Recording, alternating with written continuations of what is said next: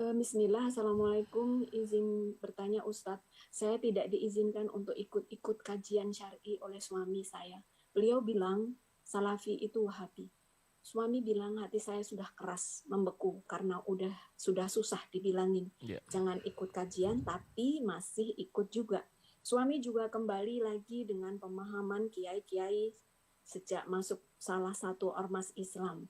Karena menurut kiai-kiai di organisasinya, Salafi banyak ditentang karena ajaran Wahabi yang keras. Bagaimana menyikapinya Ustadz? Karena seringkali suami bilang hati saya sudah membeku karena sudah susah diluruskan. Sudah terpengaruh ajaran salaf. Jazakallah khair atas jawabannya. Subhanallah, ya subhanallah. Yang pertama saya nasihatkan kepada ibu, hindari perdebatan dengan suami. Hindari. Dia berpendapat A, Ustadz, yang tidak sesuai dengan pemahaman salaf. Kalau itu kau ingkari sekarang bisa menjadi kemungkaran yang lebih besar, maka mungkin kau boleh diam saat ini. Selama dia tidak memaksamu melakukan kemungkaran. Kalau dia melakukan dirinya sendiri, mungkin ada saatnya kita diam, hindari perdebatan. Karena perdebatan itu mengeraskan hati, menyebabkan kebencian, menjauhkan diri. Bagaimana sikap Ustadz? Ya sudah, sikapmu adalah selama itu berkaitan dengan kebaikan duniamu, berlemah lembut dengan dia. Tunjukkan bahwasannya semenjak kau ngaji salafi, kau lebih servis dia. Tunjukkan semenjak kau ngaji salafi, kau lebih patuh dengan dia. Tunjukkan selama kau ngaji salafi, kau lebih taat ibadah.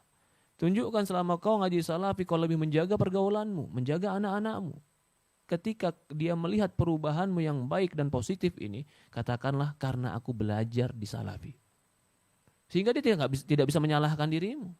Tapi ketika perdebatan yang ada, sementara realita perbuatan tidak menunjukkan kepada kebaikan atau belum menunjukkan kepada kebaikan yang sempurna atau lebih baik, maka akan terjadi kebencian, pertikaian, perdebatan, dan itu nggak baik.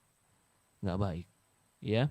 Jadi caramu sekarang, taktikmu sekarang, agar engkau bisa mengajak suami kebaikan adalah tunjukkan dirimu berubah kepada arah kebaikan. Tunjukkan ibadahmu berubah, tunjukkan akhlakmu berubah, tunjukkan lisanmu berubah, menjadi lebih santun, tunjukkan khidmahmu, pelayananmu kepada dia berubah. Selama dia melakukan perkara-perkara yang mungkar atau bid'ah, itu urusan dia sama Allah.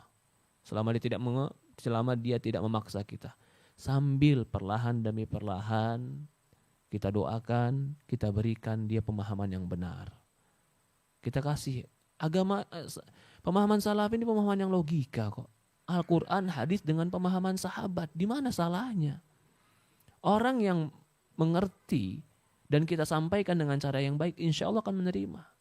Bahkan ajaran-ajaran selain ajaran ini, yang mereka mengarang-arang agama, yang mereka membuat perkara-perkara yang baru, itu sebenarnya nggak masuk logika. Dari mana mereka tahu amalan itu baik? Dari mana mereka bisa mengarang-arang dalil dari mimpi? Apakah mereka dapat wahyu? Ini semua nggak benar seperti itu. Maka nasihat saya adalah, ya, tetap berakhlak baik. Kalau dikatakan bagaimana Ustaz? Suami saya ngelarang saya ngaji Ustaz. Allah alam. Mungkin boleh kau ngaji tapi nggak ketahuan dia. Loh, bukankah itu berarti pengkhianat? Tidak. Karena ngaji itu hak dirimu. Contoh, dia melarang ngaji seminggu 3 kali. Ya sudah, jangan ikutin 3 kali. Seminggu sekali aja. Kalau seminggu sekali, sama sekali nggak boleh dilarang. Dilarang nggak boleh ngaji sama sekali. Ya sudah, kau boleh ngaji tanpa sepengetahuan dia. Kenapa Ustadz? Bukankah itu berarti berkhianat sama suami? Tidak. Belajar ilmu agama hakmu. Ketika hakmu tidak diberikan, kau boleh mengambil hakmu tanpa dia tahu. Contoh, hak wanita yang dihalangi oleh suami, istri boleh ambil. Ketika suami pelit, nggak ngasih uang, bolehkah istri mengambil uang suami? Bukankah itu mencuri? Ya itu mencuri, tapi kenapa dia dibolehkan? Karena dia bukan mengambil uang suami, dia mengambil haknya. Mengambil hak dia. Nah begitu pun mengaji. Kalau seminggu 3 kali nggak boleh, ya sudah, kamu jangan ikuti. Kalau seminggu sekali atau kebutuhan pentingmu, berapa yang kau anggap butuh? Saya butuh sebulan sekali minimal, Ustaz. Ya udah, sebulan sekali ini lakukan. Walaupun dia nggak tahu. Seperti itu. Atau mungkin dengan cara online. Ya Allah alam.